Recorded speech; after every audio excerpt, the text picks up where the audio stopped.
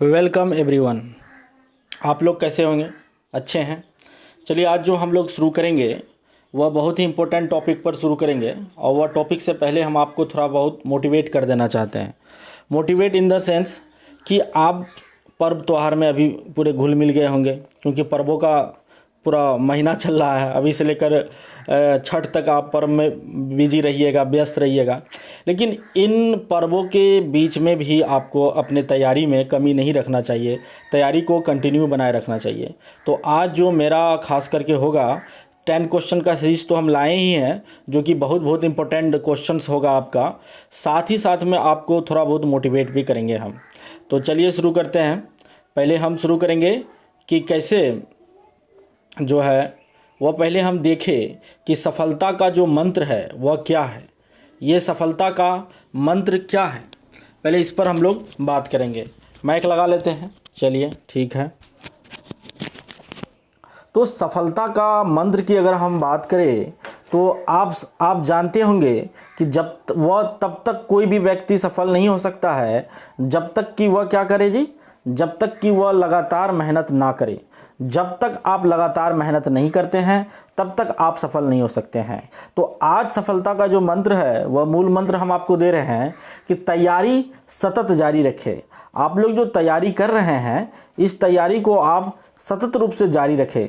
जब तक आप सतत रूप से जारी नहीं रखते हैं तब तक आपका जो ये होगा, तैयारी का जो कारगर नहीं होने वाला है आपका, या आप सफल नहीं होने वाले हैं। तो आप पर्व में भले ही आप उलझे हुए हैं, मना लीजिए। पर्व तो उत्सव का होता है और उसे मनाइए, लेकिन पूरा अपना समय इसी पर मत गंवाइए, है ना। टाइम निकालिए, 2 घंटा ही सही, 4 घंटा ही सही। आप उसको आप जो भी सीरीज करा रहे हैं इनको देखिए, या फिर कहीं ना कहीं जुड़े रहिए। जैसे ही आप जुड़े रहिएगा ना, तभी आपको सफलता मिलेगी। छोड़ दीजिएगा, गैप हो जाएगा तो फिर दिक्कत हो जाता है, फिर उसको रिकवरी करने में। जब आप जुड़े रहते हैं तो एक कंटिन्यू चलता रहता है, तो यहाँ आपको फिर दिक्कत नहीं होगी। तो चलिए शुरू करते हैं हम लोग। आपका देखिए स्लाइड आ गया। अब यहाँ से हम लोग क्वेश्चन करेंगे। ये क्वेश्चंस आपके सामने दिख रहा होगा। पहले खुद से क्वेश्चंस को पढ़िए। देखिए, सही क्वेश्चन लगाने का सही तरीका क्या है कि पहले क्वेश्चंस को खुद पढ़े, और उसके बाद जब इस क्वेश्चन को आप पढ़ ले, समझ ले, तो ऑप्शन को देखे ढंग से ऑप्शंस को भी पढ़े और तब खुद से लगाए। जब आप खुद से लगा लीजिएगा, उसके बाद जब आंसर बताएंगे हम, तब आपको बेनिफिट मिलेगा कि हाँ, ये जो मैंने सोचा क्या वह सही था या नहीं था। तो आपको, इसलिए आप खुद पहले इसको लगा लीजिए। क्वेश्चन आप पढ़ रहे होंगे, पढ़िए। देखिए, क्वेश्चन यही है आपका कि नरेश और मुकेश की समान आयु है। नरेश और मुकेश की क्या है? समान आयु है, परंतु उसके यहाँ उनके लिखा हुआ है, यहाँ पर थोड़ा सा गड़बड़ हो रहा होगा। उनके लिखा हुआ है यहाँ। उनके सामाजिक एवं मानसिक विकास में काफ़ी अंतर है। देखिए, आयु समान है कह रहा है, लेकिन उसका सामाजिक और मानसिक जो विकास है उसमें काफ़ी क्या है, अंतर देखने को मिल रहा है। जैसे ही आप अंतर देखिएगा, अंतर देखने को आपको मिलेगा, वहाँ आपको क्या हो जाएगा, दिक्कत होगा कि वह विकास अंतर अलग अलग है। तो यह विकास के निम्नलिखित किस सिद्धांत के कारण होता है? तो बहुत अच्छा सवाल है कि उसका आयु समान है लेकिन उसके सामाजिक और मानसिक विकास में अंतर मिल रहा है। तो यह विकास किस सिद्धांत, विकास का सिद्धांत पढ़े होंगे, जिसमें कि आप 8-10 से अधिक सिद्धांत है कि विकास की निरंतरता का सिद्धांत, विकास के जो है ना प्रतिरूप समान का सिद्धांत, विकास के क्रमिकता का सिद्धांत, विकास के व्यक्तिगत विभिन्नता का सिद्धांत, अंतःकरण का सिद्धांत, ढेर सारा सिद्धांत है जिसके तहत आप जो है पढ़िएगा। तो यहाँ आप उसके तहत आप आंसर आराम से लगा लीजिएगा। तो यहाँ क्या है कि विकास जो है अलग अलग हो रहा है दोनों में। तो जहाँ भी बात विकास की अलग अलग कही होती हो, और आप लोग जानते हैं यह जो विकास का जो क्वेश्चन है इसके अनुसार यह कह रहा है विकास के व्यक्तिगत विभिन्नता का सिद्धांत से रिलेटेड है यह। तो आपका आंसर मिल गया होगा। विकास को और निरंतरता का सिद्धांत तो कुछ है ही नहीं, ये तो काट ही दीजिए। व्यक्तिगत विभिन्नता का सिद्धांत, यही आपका सवाल का सही आंसर है। यही व्यक्तिगत विभिन्नता का जो सवाल है यही आपका हो जाएगा। और देखिए, अब हम आपको बता रहे हैं कि एक रूपता का सिद्धांत, एक रूपता का सिद्धांत ये भी सही नहीं होगा। क्यों? एक रूपता का सिद्धांत क्या कहता है जी? एक रूपता का सिद्धांत कहता है कि जो विकास की जो है वह रूप क्या है, एक निश्चित क्रम में चलता है। इसको निश्चित क्रम का सिद्धांत भी कह सकते हैं। यह सभी ये तो होगा ही नहीं, इसीलिए आपका जो आंसर हो जाएगा ये भी कट गया, ये भी कट गया, और क्या बच गया जी? B number. तो बी नंबर का जो आपका आंसर है व्यक्तिगत विभिन्नता का सिद्धांत, यही आपका क्या हो गया जी, आंसर हो गया। तो चलिए आगे बढ़ते हैं, ज़्यादा टाइम पास नहीं करेंगे, आगे हम लोग चलते हैं। दूसरा स्लाइड में देखिए ये क्वेश्चन आ गया आपके सामने, इसको लगाइए। एक शिक्षक के लिए वृद्धि और विकास की सिद्धांतों के बारे में जानना महत्वपूर्ण है, क्यों जानना महत्वपूर्ण है एक शिक्षक के लिए वृद्धि और विकास के बारे में, यह सवाल आपसे पूछा जा रहा है। तो इसको आप लगाने की कोशिश कीजिए, फिर हम लगाएंगे। देखिए अब साथ साथ हम भी लगाते चलते हैं। यह ज्ञान बच्चों को पृथक करने में शिक्षक की सहायता करता है। जहां भी बात पृथक करने की हो ना, ये जो बात आ रहा है ना पृथक करने की, या फिर आ जाएगा आपका ये अलग करने की, है ना, तो ये सभी ऑप्शंस क्या होता है, गलत होता है, अक्सर गलत होता है। ये सभी ऑप्शंस क्या होता है, अक्सर गलत होता है। तो इसको सिरे से काट दीजिए। एक शिक्षक वृद्धि और विकास के सिद्धांत के बारे में इसलिए आवश्यक है कि एक शिक्षक एक अच्छा प्रभाव बनाने में सक्षम हो सकेंगे। एक शिक्षक एक अच्छा प्रभाव बनाने में सक्षम हो सकेंगे। ये भी नहीं है कि हम आपको सिर्फ ये अधिक प्रभावित करने के लिए ऐसा पढ़ा रहे हैं, ये नहीं है, ये भी नहीं होगा, तो ये भी कट गया।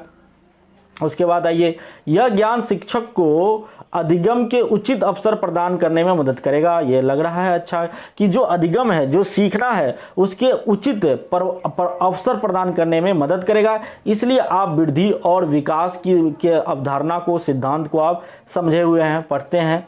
यह बाल विकास को एक लोकप्रिय पाठ्यक्रम बनाने में मदद करेगा। ये भी नहीं है, लोकप्रिय पाठ्यक्रम बनाने में भी मदद नहीं करेगा। ये भी बात कोई उचित नहीं लग रहा है। तो ये भी आपका क्या हो जाएगा जी, गलत हो जाएगा। तो ये भी कलर कट गया और एक दो पहले तक काट दिए, तो इसलिए आपका आंसर क्या हो गया, सी हो गया। इसी तरह आप क्वेश्चन के सही आंसर पर पहुंच सकते हैं। सही आंसर पर पहुंचने के लिए आपको गलत उत्तरों को छांटना पड़ेगा। बस गलत उत्तर को छांट दिए, सही पर अपने आप पहुंच जाइएगा। चलिए आगे बढ़ते हैं।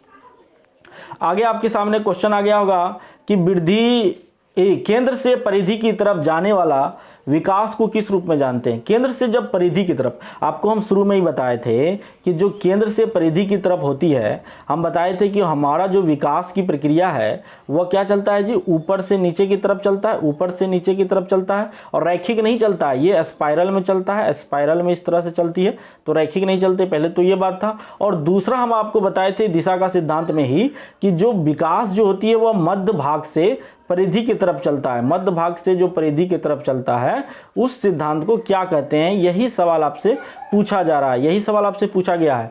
तो ये जो है केंद्र से परिधि की तरफ, देखिए केंद्र कहिए, मध्य भाग कहिए, सब शब्दों का खेल है। परिधि की तरफ मतलब बाहर की तरफ भी कहेगा तब भी वही होगा। तो ये अधोगामी सिद्धांत कहलाता है। ये अधोगामी इसका अर्थ हिंदी में होता है कि अधोगामी, या इंग्लिश में आप कहिएगा तो इंग्लिश में इसका अर्थ हो जाएगा प्रोक्सिमो डिस्टेंस होगा, लेकिन हिंदी में इसको अधोगामी कहते हैं। तो ठीक है, तो ये हो गया आपका। चलिए आगे बढ़ते हैं। आगे आपका क्वेश्चन देखिए, बहुत इंपॉर्टेंट क्वेश्चन है कि निम्नलिखित में कौन सा कथन किशोरावस्था के संबंध में गलत है। ये पूछा है कि किशोरावस्था के संबंध में जो है कौन सा कथन जो है गलत है, ये पूछा है आपसे। तो गलत की बात पूछ रहा है, पहले ये इस पर कीजिए कि गलत की बात आपसे पूछ रहा है कि गलत है कौन सा। तो इसमें यह है कि यह वह समय होता है जिसमें बाल अवस्था से परिपक्वता की ओर उन्मुख होता है। तो आप समझ गए होंगे कि यह कह रहा है कि यह वह समय है जब बालक जो होता है वह बाल अवस्था से किस में जाता है, परिपक्वता की ओर जाता है। क्या यह कथन सही है या गलत है, आप देखते जाइए। 12 से 18 के बीच की आयु को कहते हैं। ये आप सुने होंगे किशोरावस्था में क्या होता है जी, कहाँ से कहाँ तक का कार्यकाल को मानते हैं, इससे रिलेटेड बोल दिया है। यह अवस्था में किशोर दुश्चिंतता है ना, दुश्चिंतता का अर्थ क्या होता है जी, दुविधा एवं स्वयं से संबंधित सरोकार का भाव रखते हैं। ये बात कह रहा है, या गलत है या सही है यह कथन। इस अवस्था में किशोरों की लंबाई एवं भार दोनों में वृद्धि होती है, ये बात बोल रहा है। और ऑप्शन में देखिए, ऑप्शन ए में देखा है कि ए सही है, बी सही है और सी सही है। ऑप्शन में 2 में देखिए बी सही है, सी सही है और डी सही है। ए, बी, सी और डी सभी सही है, या 4 सिर्फ बी और सी सही है। इस टाइप का जो क्वेश्चन होता है वो आपसे पूछेगा, अब जो पूछने के तरीका आ गया है ऑनलाइन पेपर जब से आया है, तो इसी टाइप का क्वेश्चन पूछता है, आपको कूट का प्रयोग कर देगा, कूट देने लगेगा और उसके आधार पर आपसे सवाल पूछेगा। इसीलिए इस टाइप का क्वेश्चन को हम आप खुद से बनाए हैं इस सवाल को, और इसको हम या कॉन्सेप्ट पर बनाए कि जो अवस्था को ढंग से पढ़ा होगा, जो किशोरावस्था को ढंग से पढ़ा होगा, वो इसको आराम से बना लेगा। तो किशोरावस्था के संबंध में आप लोग जानते हैं कि बहुत सेंसिटिव वो अवस्था होती है, खास करके शरीर में कई बदलाव होते हैं, चाहे बालक हो या बालिकाओं हो, उसमें परिवर्तन देखने को मिलता है, हार्मोनल चेंज होता है देखने को, लड़का और लड़की के प्रति अट्रैक्शन इसमें देखने को मिलता है, यह सभी जानते होंगे। 12 से 18 के बीच की अवस्था है, ये भी सही जानते होंगे। तो यह बालक जो है वो बाल अवस्था से परिपक्वता की ओर, हल्का हल्का बच्चा जो होता है वह क्या होता है, मैच्योर होने लगता है, हल्का हल्का बच्चा मैच्योर होने लगता है। तो ये भी आपका सही होगा कि इसमें क्या हो जाएगा जी, इसमें पहले हो गया आपका कि यह समय जो होता है वह बाल अवस्था से परिपक्वता की ओर होती है, उन्मुख होता है, मतलब आगे बढ़ता है। यह बिल्कुल सही लाइन है। यह 12 से 18 के बीच की अवस्था है, ये भी बिल्कुल सही लाइन है, क्योंकि 12 से 18 के बीच की अवस्था को ही हम क्या मानते हैं, बाल अवस्था मानते हैं ना जी। यह अवस्था में किशोर दुश्चिंतता एवं स्वयं से संबंधित सरोकार का भाव रखता है, ये भी सही है। क्या जी, बालक जो है ना बहुत तनाव की स्थिति में होता है, दुविधा की स्थिति में होता है, और वह स्वयं से सरोकार यानी मैं कुछ हूँ, मैं भी कुछ हूँ, ये वाला मैं स्वयं में अपने आप को वह वर्चस्व को समझता है ना, मैं वाला भावना इसमें ज़्यादा होता है, तो वह स्वयं से सरोकार वाला भाव रखते हैं। तो ये लाइन भी सही है। उसके बाद इस अवस्था में किशोरों की लंबाई और भार दोनों वृद्धि होती है। ये बात तो हम आपको बता ही दिए कि बालक बालिकाओं के जो शारीरिक परिवर्तन होता है काफ़ी इसी अवस्था में देखने को मिलता है, तो उसके लंबाई में भी वृद्धि होगा। आप जानते होंगे कि 12 से लेकर के 14 साल की उम्र तक लड़कियां जो होती है बहुत तीव्र गति से ग्रोथ कर देता है, उसका लंबाई बहुत तेजी से बढ़ता है। लेकिन जो बालक होते हैं, जो लड़का होता है, वही 14 से 18 के बीच में जब है उसका ग्रोथ होता है, उसकी लंबाई बढ़ती है। तो ये सभी लाइनें सही है, इसलिए इसका सही आंसर क्या हो जाएगा जी, ये 3 नंबर होगा, ए बी सी और डी, ये 3 नंबर आपका सही आंसर होगा। आप आशा करते हैं आप इसको सही सही लगाए होंगे। जैसे आप सही सही लगाए होंगे तो इसका मतलब आपको समझ में हर बातें आ रही हैं। चलिए आगे बढ़ते हैं, हम लोग दूसरा स्लाइड की तरफ चलते हैं। ये देखिए आपके सामने क्वेश्चन आ गया है कि ये क्वेश्चन है कि पढ़िए इसको आप अच्छा से, पहले इसको पढ़ लीजिए ढंग से और उसके बाद लगाइए कि बाल विकास का निम्नलिखित में से कौन सा सिद्धांत यह बताता है कि बालक का सबसे पहले अपने सिर और भुजाओं की गति पर नियंत्रण करना सीखता है और उसके बाद फिर वह अपने पैरों पर करता है। यह बहुत इंपॉर्टेंट लाइन है कि यह कौन सा बाल विकास का सिद्धांत है जो बालक को यह बताता है कि बालक सबसे पहले अपने सिर पर बैलेंस करना सीखता है, फिर भुजाओं पर बैलेंस करना सीखता है ना, सिर के गर्दन और भुजाओं पर, और उसके बाद फिर अपने पैरों पर होता है। तो यह आप बाल विकास के सिद्धांत अगर पढ़े होंगे तो ये क्वेश्चन तो आराम से बन जाएगा कि विकास के एक क्रम की एकरूपता का सिद्धांत यह बताता है, या परस्पर संबंध का सिद्धांत यह बताता है, या फिर विकास की दिशा का सिद्धांत बताता है, या एकीकरण का सिद्धांत बताता है। तो आपको आंसर मिल गया होगा, आप इसको लगा लिए होंगे। अगर आप पढ़े होंगे तो तैयारी आपकी अच्छी होगी, तो आप निश्चित रूप से यह सवाल लगा लिए होंगे। तो इसका आंसर क्या हो जाएगा जी, विकास का दिशा का सिद्धांत हो जाएगा। इसका आंसर क्या हो जाएगा जी, विकास के दिशा का हो जाएगा, क्योंकि विकास के दिशा का सिद्धांत यह बताता है कि विकास जो है, बालक सबसे पहले अपना सिर को बैलेंस करना सीखता है, फिर गर्दन पर बैलेंस करता है। यानी विकास जो है पहले सिर से शुरू होती है, फिर गर्दन की होती है, फिर मध्य भाग का होता है, फिर पैर का होता है। तो बच्चा जो है इसी तरह देखिए, पहले बच्चा इस तरह से खड़ा होकर चलने लगता है। तो यह विकास की दिशा का सिद्धांत ही बताता है कि सिर से पैर की तरफ विकास होती है, तो विकास की दिशा का सिद्धांत यह हो जाएगा। चलिए आगे बढ़े, अब कोई दिक्कत नहीं। चलिए आगे है, आगे देखिए क्वेश्चंस ये सामने आपका आ गया हो गया होगा, इसको पढ़िए, थोड़ा सा अपना को छुपा ही लेते हैं। देखिए क्या लिखा हुआ है, पूर्व विद्यालय में पहली बार आया बालक, जो पहली बार जो बालक आता है उसके बारे में बोल रहा है कि मुक्त रूप से चिल्लाता है। 2 वर्ष के पश्चात वही बच्चा जब प्रारंभिक विद्यालय में पहली बार जाता है तो अपनी तनाव चिल्लाकर व्यक्त नहीं करता है, अपितु उसके कंधे और गर्दन की पेशियाँ तन जाती है। उसके इस व्यवहारिक परिवर्तन का क्या सैद्धांतिक आधार हो सकता है? यह सीटेट 2014 में पूछा हुआ सवाल है। तो कह रहा है कि पहले जब विद्यालय से पहले बच्चा आंगनबाड़ी या कहीं जाता है तो वह बालक जो है ना मुक्त रूप से चिल्लाता है, वहाँ पर वो उसको कोई टेंशन नहीं होता, आराम से चिल्लाता है वो। लेकिन 2 वर्ष बाद वहीं जब बालक प्रारंभिक विद्यालय में पहली बार जाता है विद्यालय में, तो अपना तनाव चिल्लाकर वह व्यक्त नहीं करता है, उसका कंधा और गर्दन पेशियाँ तन जाती है। उसकी इस व्यवहारिक परिवर्तन का सिद्धांतिक आधार क्या हो सकता है? तो क्या वह विकास के क्रमिकता का सिद्धांत का अंतर्गत आएगा, या विकास के निरंतर रूप से होता है रहता है, ये इस पर बात आएगी, या अलग अलग लोगों में विकास भी भिन्न रूप से होता है, ये बात आएगी, या विभेदन या एकीकरण के विकास के लक्षण के अंतर्गत आता है। तो ये बताइए।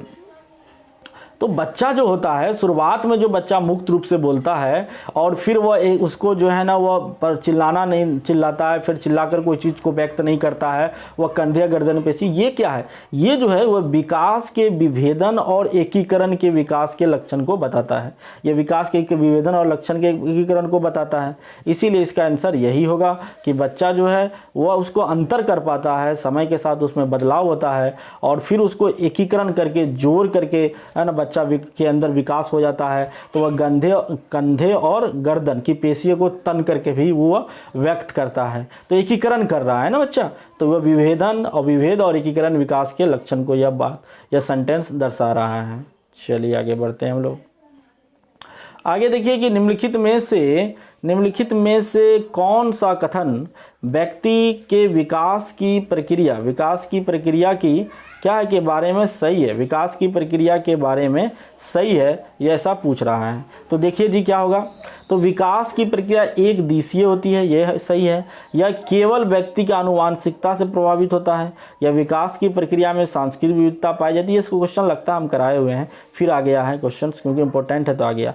विकास केवल वातावरण कारक, देखिए विकास जो होती है वह वातावरण एवं क्या जी, वातावरण एवं आनुवांशिकता दोनों का क्या होता है, गुणनफल होता है, दोनों के गुणनफल होता है। तो ये केवल वातावरण कहना ये भी गलत होगा, केवल ये प्रभावित करना कि आनुवांशिकता ही होगा, ये भी गलत हो जाएगा। और विकास की प्रक्रिया एक दिशीय नहीं होती, हम अभी तुरंत डिस्कस कर रहे थे कि विकास की प्रक्रिया क्या होता है, सिर से पैर तक और मध्य से बाहर की ओर होता है, यानी बहुदिशीय होती है विकास की प्रक्रिया, तो ये भी कट जाएगा। तो आपका आंसर सी हो गया कि विकास की जो प्रक्रिया है वह क्या होता है, सांस्कृतिक विविधता पाई जाती है, जैसे माहौल में बच्चा होगा वैसा ही बच्चे के अंदर विकास होता ही होता है।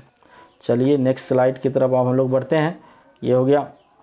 आगे देखिए ये क्वेश्चन आपके सामने आ गया होगा, ये बहुत इंपॉर्टेंट सवाल है कि देखिए ये सवाल क्या कर रहा है, ये सवाल पर ध्यान दीजिएगा कि भाषा के संदर्भ में सबसे संवेदनशील अवस्था क्या है। भाषा के संदर्भ सबसे संवेदनशील अवस्था पूछा है। अब भाषा जो है ना किस माध्यम में सबसे अच्छा होता है, तो ये पूछा है कि कौन सा पीरियड होता है, अवस्था होता है जिसमें भाषा सबसे अच्छा होता है। तो इसे बिना टाइम गंवाए आप जानते हैं कि भाषा के शुरुआती चरण तो शेषवावस्था होता है, लेकिन सबसे अच्छा भाषा विकास करना जो है प्रारंभिक बाल अवस्था ही होता है, प्रारंभिक बाल अवस्था ही इसका आंसर होगा। तो इसका ये जो आंसर होगा ये बिल्कुल सही होगा इसका आंसर। चलिए आगे बढ़े हम लोग। निम्नलिखित में कौन सा बाल विकास का एक सिद्धांत नहीं है, ये 2015 में पूछा है। विकास के सभी क्षेत्र महत्वपूर्ण है, सभी विकास परिपक्व अनुभव के अंतःक्रिया का परिणाम। इसमें पूछा है कि कौन सा सिद्धांत नहीं है, ये देख लीजिएगा आप लोग कि ये पूछा है कि कौन सा सिद्धांत नहीं है, तो ये बात को याद रखिएगा। तो विकास के सभी क्षेत्र महत्वपूर्ण है, ये तो है बिल्कुल। सभी विकास परिपक्व अनुभव का अंतःकरण का परिणाम होता है, ये भी सही है। सभी विकास का अधिगम एक समान गति से आगे बढ़ती है, एक समान गति से सभी विकास एक क्रम का पालन करता है, तो ये भी सही है। लेकिन ये कहना कि सभी विकास तथा अधिगम एक समान गति से आगे बढ़ती है, ये नहीं है। ये जो ना एक समान गति से नहीं, कभी विकास की दर समान होता है, मंद होती है, कभी विकास की दर तीव्र होती है, लेकिन एक समान से जो है कहना कि एक समान से बढ़ता है, तो ये गलत हो जाएगा। और यही आपका क्या हो जाएगा, आंसर हो जाएगा, यही आपका आंसर, क्योंकि कौन सिद्धांत नहीं है ऐसा ही पूछा है आपसे। तो चलिए आगे बढ़ते हैं। चलिए अब हो गया, लास्ट है, यहीं तक, ज़्यादा लंबा वीडियो नहीं बनाएंगे। प्लीज़ आप लोग लाइक और सब्सक्राइब कीजिए मेरे चैनल को। आप लोगों से निवेदन है कि मेरे चैनल को आप लोग स्टेटस में या अपने कोई ग्रुप में है तो वहाँ लगाइए। इससे क्या होगा कि जो आपका दोस्तों को भी फ़ायदा मिलेगा और आप मेरा सपोर्ट कीजिएगा तो हम मेरा चैनल ग्रो करेगा, तो हम भी और ज़्यादा से ज़्यादा मेहनत करेंगे, अच्छा से अच्छा PDF लाएंगे। और ये बात भी आप बताइए कि आपको ये कैसा लग रहा है ये सेशन, और अगर आप चाहते हैं इसमें कोई बदलाव करना, या आप चाहते हैं कि प्रीवियस ईयर का क्वेश्चन टॉपिक वाइज ना ला करके पूरा CDP का ही ईयर वाइज ही लाया जाए, मिक्स क्वेश्चन लाया जाए, तो वो भी बताइएगा कमेंट करके, वैसा हम लाएंगे, मेरी यही रहेगी कोशिश। तो चलिए ठीक है, आप लोगों का बहुत बहुत धन्यवाद मेरे चैनल को देखने के लिए, बहुत बहुत शुक्रिया। आप सब बहुत अच्छे से देखिए, बहुत अच्छे से देखें, इसके लिए धन्यवाद।